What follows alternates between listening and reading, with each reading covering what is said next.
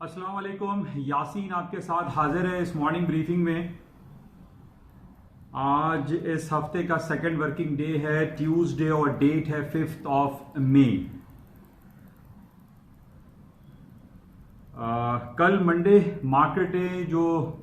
Open हुई वो हमने देखा कि थोड़ा सा डाउन साइड पे थी अमेरिका की, और जितनी भी स्टॉक मार्केटें थे वो डाउन साइड पे ओपन हुई। और उसकी वजह, जैसे मैंने आपसे ये जिक्र किया था कि हमारे पास सैटरडे और संडे में तदावुल ऑल शेयर्स सऊदी अरब की स्टॉक मार्केट पे या तेल अवीव की जो स्टॉक मार्केट है उसको हम थोड़ा सा कंसिडर कर लेते हैं, क्योंकि ये दो मार्केटें पूरी दुनिया में ऐसी होती हैं कि जो सैटरडे संडे में मार्केटें ओपन रहती हैं। उन बेसिस पे हमने कल देखा कि अर्ली मॉर्निंग स्टॉक मार्केटें डाउन साइड पे रही सारा दिन, लेकिन लेटर ऑन मार्केट क्लोजिंग के वक्त, कल रात क्लोजिंग के वक्त अमेरिका की स्टॉक मार्केटों ने हाई बनाना शुरू किया। और आज भी इस वक्त हम तकरीबन ये देख रहे हैं कि स्टॉक इंडिसेस जो अमेरिका की स्ट्रीम लाइन जो है S&P, डाउ जोन्स, नैस्डैक, वो पॉजिटिव टेरिटरी में है, ग्रीन सिग्नल दे रही हैं, मार्केटें हायर साइड पे हैं। अच्छा, इसकी वजह जो कि काफ़ी दिनों से मैं आपसे इस बात का जिक्र करता चला आ रहा हूँ कि अमेरिका की मार्केटें, बल्कि पाकिस्तान स्टॉक एक्सचेंज या इंडियन स्टॉक मार्केट या यूरोप की स्टॉक मार्केटें हायर साइड पे जाएंगी जब हमारे पास ये खबरें आनी ज़्यादा शुरू हो जाएंगी कि पूरी दुनिया से लॉकडाउन, शटडाउन या कर्फ्यू वाली सिचुएशन आहिस्ता आहिस्ता ख़त्म होनी शुरू होगी। और यही सूरत हाल कुछ हमें अब खबरें मिल रही हैं। बहुत सारे ममालिक में लोगों ने अब घर से निकलना शुरू कर दिया है, कहीं पे प्रोटेस्ट भी हो रहा है, और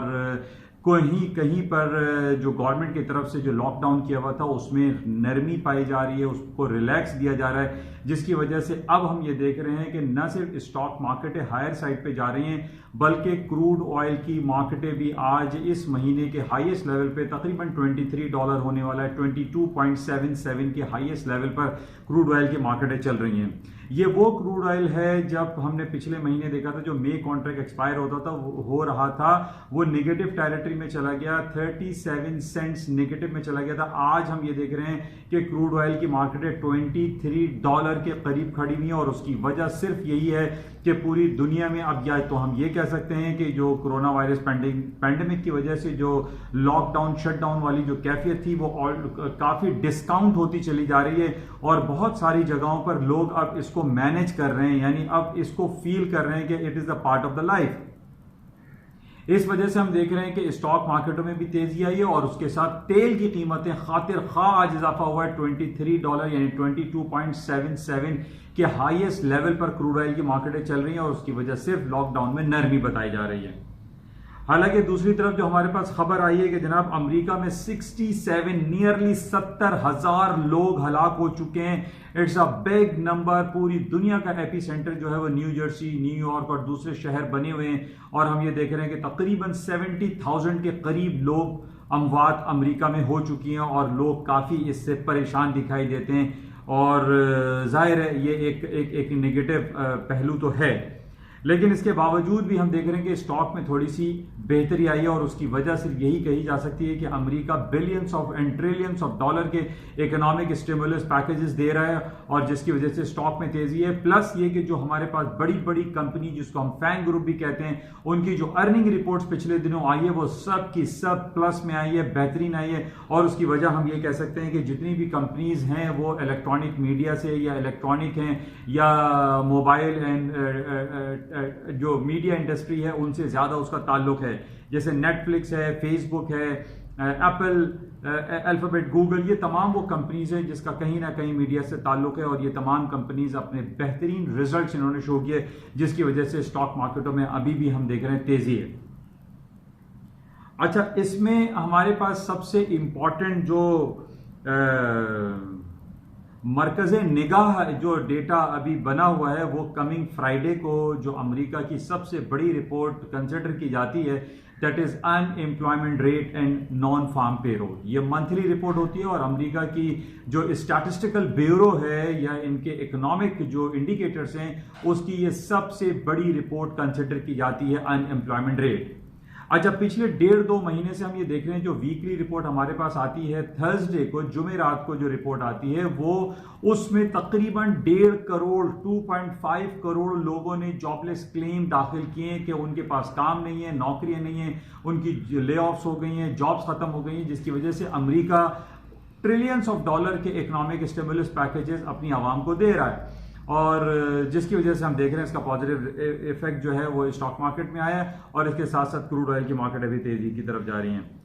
अच्छा, अब हम एक तरफ ये देख रहे हैं कि जो जितनी भी हमारे पास खबरें आ रही हैं उसमें यही कहा जा रहा है कि जो नॉन फार्म पेरोल और अनएम्प्लॉयमेंट की रेट जुमे को आएगी वो बहुत ख़राब आने वाली है। जिस तरीके से हम वीकली बेसिस पे हम ये रिपोर्ट्स पढ़ रहे हैं कि वहाँ पे बेरोज़गारी की शरह में बहुत ज़्यादा ख़तरनाक हद तक इजाफा हुआ है। अभी जो डिफरेंट रिपोर्ट्स हैं, कोई ये कह रहा है 15% हो सकता है, कोई कह रहा है कि 20% तक अनएम्प्लॉयमेंट रेट जो है वो जा सकता है। तो ये बहुत ज़्यादा नेगेटिव इफेक्ट छोड़ेगा अमेरिका की स्टॉक मार्केट के लिए, बहुत ज़्यादा नेगेटिव हो सकता है। हमारे पास जितनी भी रिपोर्ट जो मुतालियाती जो तज्जियाती रिपोर्ट्स आ रही हैं वो इसी हवाले से आ रही हैं कि फ्राइडे को जो नॉन फार्म पेरोल और अनएम्प्लॉयमेंट रेट की जो रिपोर्टें आएंगी वो खतरनाक हद तक आ सकती हैं। वो 20%, 15%, इवन के 33% तक का लोग जिक्र कर रहे हैं, और इसमें यह कहा जा रहा है कि अमेरिका में एक खतरनाक रिसेशन डिक्लेयर हो सकता है। अब जैसे कि मैंने आपसे कहा था कि रिसेशन डिक्लेयर होने के लिए कंसेक्यूटिव 3 क्वार्टर्स के जो जीडीपीज रेशियोज होते हैं वो निगेटिव आने चाहिए। बहरहाल उसमें अभी टाइम है, लेकिन जो इंडिकेशंस हमारे पास आ रही हैं कि अनएम्प्लॉयमेंट रेट की रिपोर्ट बहुत खराब आएगी। अच्छा, इसके अलावा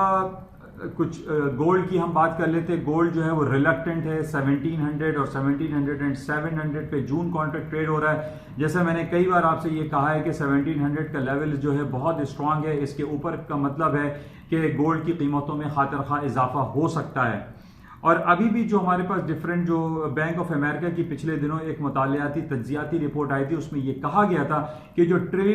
trillions of dollar economic stimulus package America announce कर रहा है, जिसकी वजह से पूरी दुनिया में डॉलर जो है उसकी कदर व मंजिलत में कमी आएगी, क्योंकि उसकी फरावानी बहुत ज़्यादा है, मार्केट में सप्लाई डॉलर की बहुत ज़्यादा होगी। और यही वजह है कि हम देख रहे हैं कि गोल्ड की कीमतें नीचे की तरफ नहीं आ रही हैं। गोल्ड हायर साइड पे जाएगा, और हायर साइड पे जाने के बहुत ज़्यादा उसके इम्कानात हैं। जैसे कि मैंने पहले भी आपसे ये कहा था कि पूरी दुनिया की जितनी भी करेंसी है उसको वो एक पेपर मनी है, पेपर है, कागज़ है, ये कभी भी किसी भी वक्त कोलैप्स कर सकता है, ख़त्म कर सकता है। किसी भी सेंट्रल बैंक गवर्नमेंट जो है वो उसको ख़त्म करने का ऐलान भी कर सकती है। इस वजह से हम ज़्यादातर जो इंपॉर्टेंस देते हैं वो येलो मेटल, प्रेशियस मेटल यानी गोल्ड को ज़्यादा इंपॉर्टेंस दी जाती है, और इसी वजह से ये कहा जा रहा है, जो इन लॉन्ग रन में बातें हो रही हैं कि गोल्ड की कीमतों में खातिर खा इजाफा होगा। अच्छा, इसी गोल्ड के साथ साथ जो हमारे पास जो स्टर्लिंग है या यूरो है, आज हम देख रहे हैं कि तकरीबन 30-40 सेंट्स मार्केट डाउन साइड पे हैं, लेकिन इसमें भी इतना ज़्यादा डाउनफॉल दिखाई नहीं दे रहा है, क्योंकि इसमें मार्केट में ऊपर जाने के पोटेंशियल ज़्यादा एग्जिस्ट करता है बिकॉज ऑफ जो ट्रिलियंस ऑफ डॉलर के इकोनॉमिक स्टिमुलस पैकेज डॉलर्स में दिए गए, उसकी वजह से डॉलर डाउन और तमाम दूसरी करेंसीज ऊपर जा सकती हैं। इसके अलावा हमारे पास जो डिफरेंट रिपोर्ट्स आती रहती हैं कि अमेरिका में अब जो नेक्स्ट इंटरेस्ट रेट की मीटिंग होगी उसमें डॉलर का इंटरेस्ट रेट नेगेटिव टेरिटरी में यानी माइनस में कर दिया जाएगा, जिसकी वजह से लोगों का कॉन्फिडेंस डॉलर की तरफ से थोड़ा सा हटता चला जा रहा है और दूसरी करेंसीज की तरफ उनका जहन ध्यान उनका जा रहा है। इस वजह से हम ये कह सकते हैं कि तमाम दूसरी करेंसीज में एक ऊपर जाने का, हायर साइड पे जाने का against US versus dollar potential मौजूद है। बहरहाल इसको देखते हैं। आज सबसे इंपॉर्टेंट हमारे पास यही है कि आज अमेरिका की स्टॉक मार्केट है और ख़ास तौर पे ऑयल की मार्केट है बहुत ज़्यादा ऊपर की तरफ चली गई। ख़ास तौर पे क्रूड ऑयल की मार्केट है जो है वो ख़ास तौर ऊपर की तरफ गई है, और उसकी वजह सिर्फ और सिर्फ यही बताई जा रही है कि पूरी दुनिया में लॉकडाउन में नरमी लाई जा रही है।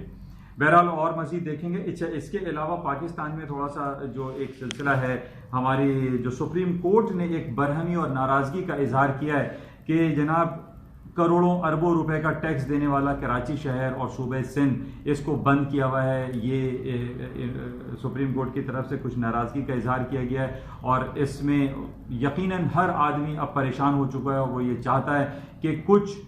SOPs जो डिफाइन किए हैं गवर्नमेंट ऑफ सिंध ने, उसको लागू करते हुए पूरे लॉकडाउन को 100% ख़त्म करना चाहिए। लोगों को कारोबार करने की इजाज़त होनी चाहिए, क्योंकि रमज़ान ख़त्म होने के बाद रमज़ान